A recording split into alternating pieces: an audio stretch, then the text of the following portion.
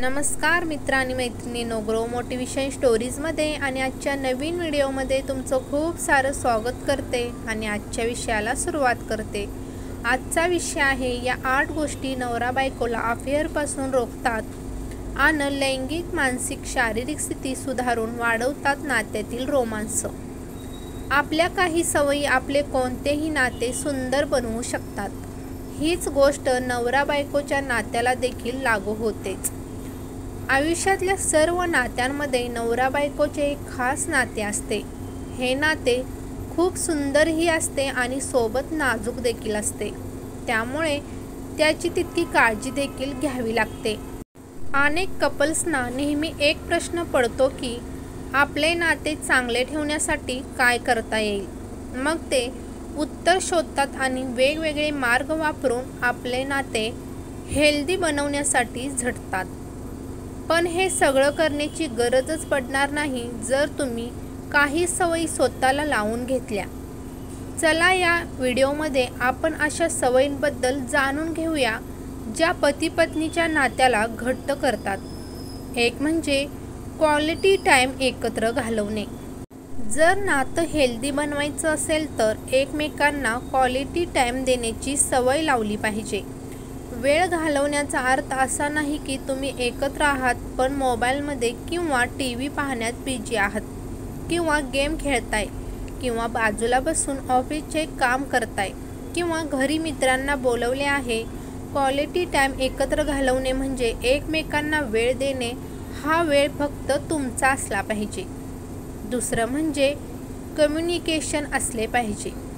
निरोगी आणि मजबूत नात्यासाठी संवाद खूप महत्त्वाचा आहे आणि तो असा असावा की त्यातून आपुलकीची भावना दिसून येईल। मनापासून बोलणे, एकमेकांना विश करणे, आपुलकीने विचारपूस करणे होय, या गोष्टींची सवय लावून घेतली पाहिजे। जर तुमची बायको गृहिणी असेल तर तिला विचारा तिचा दिवस कसा होता। तुमच्या चांगल्या वाईट गोष्टी आणि तुमच्या फिलिंग्स शेअर करा। यातूनच तुमच्या कम्युनिकेशन वाढत जाईल आणि नातं घट्ट होत जाईल। तिसरं म्हणजे एकत्र झोपायला जा। जर तुमची पत्नी रात्रीच्या जेवणानंतर स्वयंपाकघरातील काम पूर्ण करत असेल आणि तुम्ही बेडरूममध्ये विश्रांती घेत असाल तर तुमची ही सवय बदला।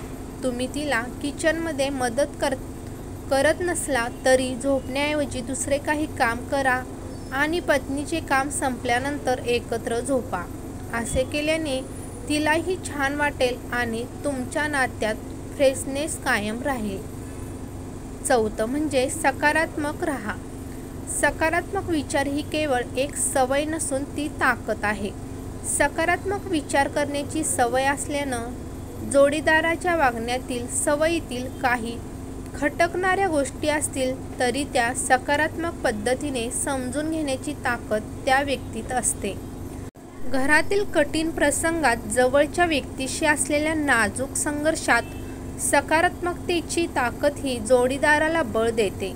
समजा अशा प्रसंगाने जोडीदार खचून जात असेल तर त्याला आपल्यात असलेली सकारात्मकता उभारी देते।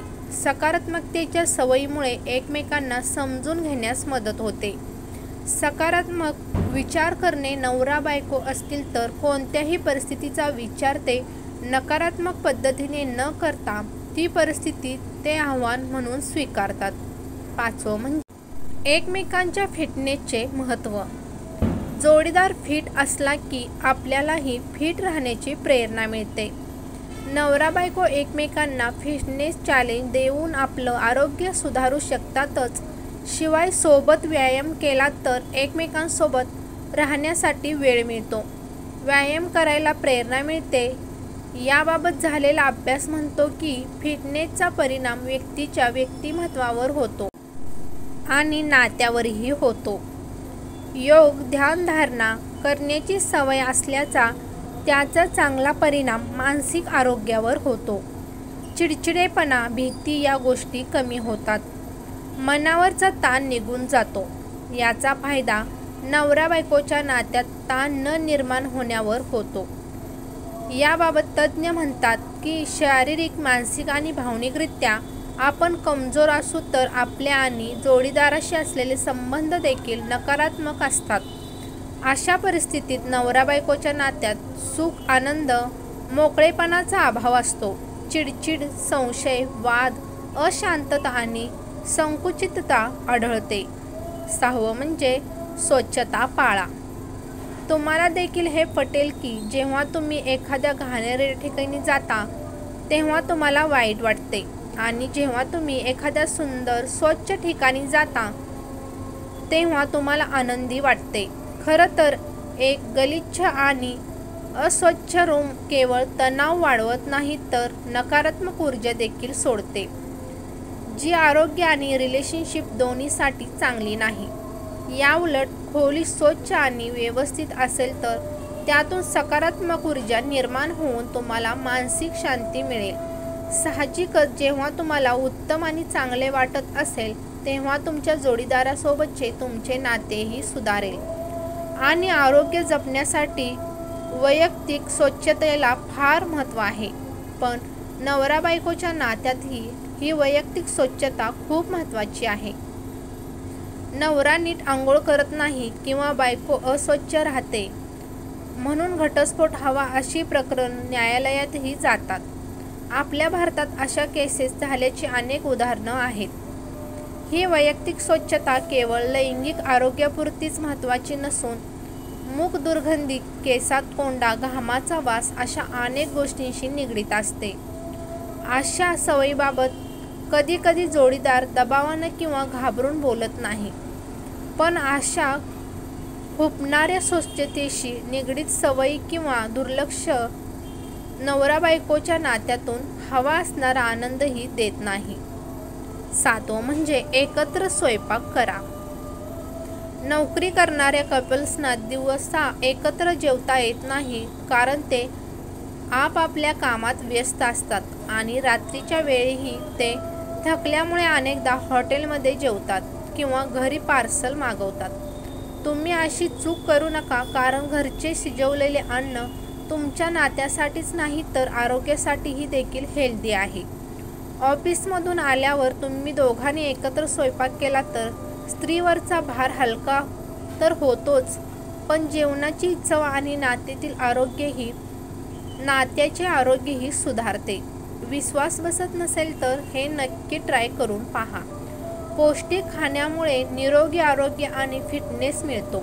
आहारात पोषण मूल्यांचा समावेश आवर्जून करण्याची सवय असल्यास ही सवय वजन वाढू देत नाही, फिटनेस वाढवते. पोषणयुक्त आहारामुळे शरीरात हॅपी हार्मोन्स निर्माण होतात. आनंदी राहण्यासाठी पौष्टिक खाणं म्हणून महत्त्वाचं असतं. नात्यातल्या आनंदासाठी स्वतः व्यक्ती आनंदी असायला हवी. आपण आनंदी असू तर आपल्याकडे बघून, आपल्यासोबत राहून, आपल्याशी बोलून जोडीदारालाही आनंद मिळतो. 8 म्हणजे जबाबदारी घ्या व कृतज्ञता व्यक्त करा.